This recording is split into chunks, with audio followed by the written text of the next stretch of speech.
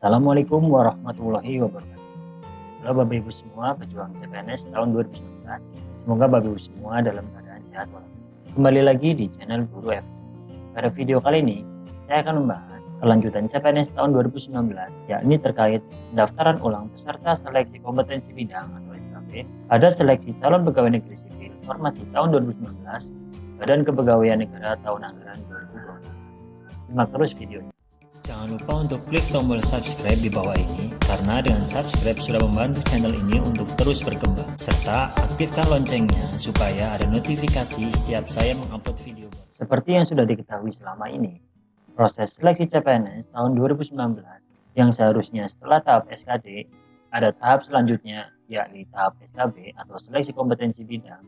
Awalnya akan dilaksanakan bulan Maret tahun 2020 kemarin. Tetapi dikarenakan ada pandemi COVID-19, akhirnya tahap SKB ditunda pelaksanaannya setelah proses seleksi Dikdim atau pendidikan kedinasan. Sampai akhirnya kejelasan terkait berita SKB dimulai dari postingan Bapak Bima Haryawibisana selaku Ketua BKN pada tanggal 28 Juli tahun 2020, di mana beliau memposting jadwal pelaksanaan seleksi penerimaan CPNS formasi tahun 2019.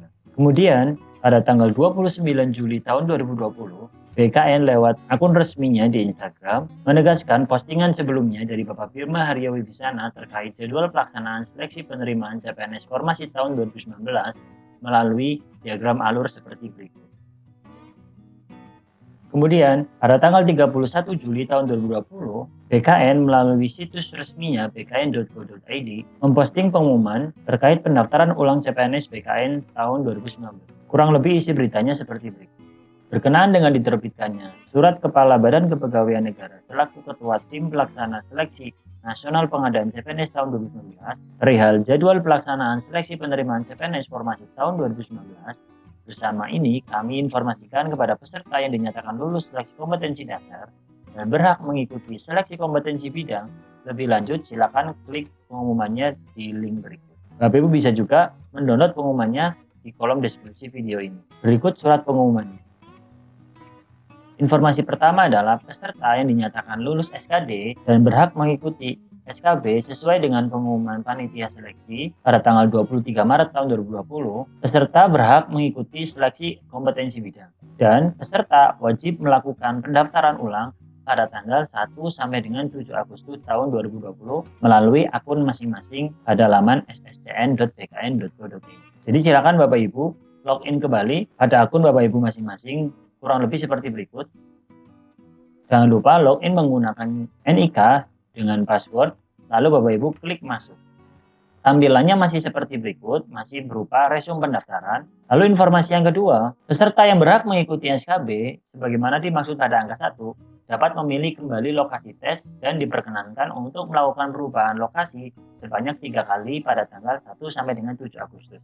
Jadi, Bapak Ibu nantinya akan diminta untuk memilih lokasi tes dan boleh merubah lokasi tes tersebut sebanyak 3 kali. Kapan memilihnya? Yakni pada tanggal 1 sampai dengan 7 Agustus. Ini saya membuka pada tanggal 31 Juli tahun 2020. Tampilannya masih seperti berikut. Bapak Ibu drag saja sampai ke halaman bagian paling bawah.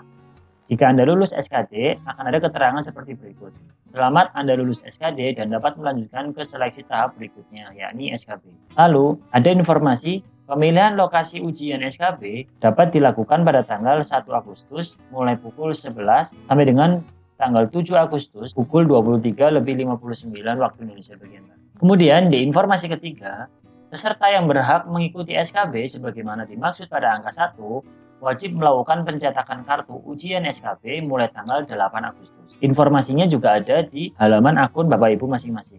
Di sini ada keterangan bahwa pencetakan kartu peserta ujian SKB dimulai pada tanggal 8 Agustus tahun 2020. Jadi setelah Bapak Ibu memilih lokasi ujian dari tanggal 1 sampai tanggal 7 Agustus, pada tanggal 8 Agustusnya Bapak Ibu diminta untuk mencetak kartu peserta ujian SKB. Kemudian, informasi nomor 4 yakni jadwal dan tempat pelaksanaan SKB akan diumumkan kemudian. Pada poin nomor 5, ada informasi terkait ketentuan pelaksanaan SKB. Ini sesuai dengan surat edaran Kepala BKN. tentang prosedur penyelenggaraan seleksi dengan metode CAT Badan Kepegawaian Negara dengan protokol kesehatan, pencegahan, dan pengendalian COVID-19. Kebijakan yang pertama yakni bagi peserta.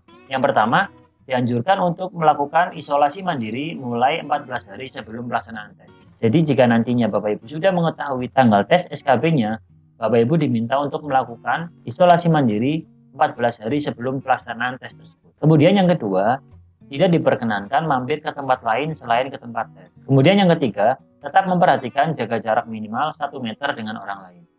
Yang keempat, menjaga kebersihan tangan dengan mencuci tangan menggunakan sabun dengan air mengalir dan atau menggunakan hand sanitizer. Yang kelima, peserta dengan hasil pengukuran suhu di atas 37,3 derajat Celcius diberikan tanda khusus dan mengikuti ujian di tempat terpisah atau ruangan khusus, serta diawasi dengan petugas yang wajib memakai masker dan pelindung wajah. Jadi nantinya jika pada pelaksanaan SKB, Bapak Ibu diukur suhunya kok di atas 37,3 derajat Celcius, maka Bapak Ibu akan tetap diperbolehkan mengikuti tes, hanya saja di tempat ujian terpisah. Yang keenam, apabila peserta dengan hasil pengukuran suhu di atas 37,3 derajat Celcius berdasarkan hasil pemeriksaan tim kesehatan tidak dapat mengikuti tes, maka peserta diberikan kesempatan mengikuti tes pada sesi cadangan 1 hari setelah jadwal akhir seleksi. Artinya di sini jika Bapak Ibu nantinya pada hasil pengukuran suhunya di atas 37,3 derajat Celcius dan setelah diperiksa oleh tim kesehatan, Bapak Ibu tidak dapat mengikuti tes pada hari tersebut, maka Bapak Ibu masih diberikan kesempatan 1 kali tes, yakni pada saat sesi cadangan.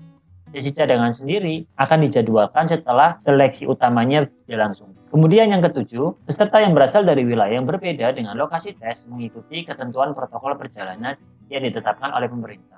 Kemudian selain ada kebijakan umum, ada juga yang kedua yakni kewajiban bagi peserta. Yang pertama, peserta wajib hadir di lokasi tes paling lambat 60 menit sebelum pelaksanaan tes dimulai. Kemudian yang kedua, peserta wajib menggunakan masker yang menutupi hidung dan mulut hingga dagu.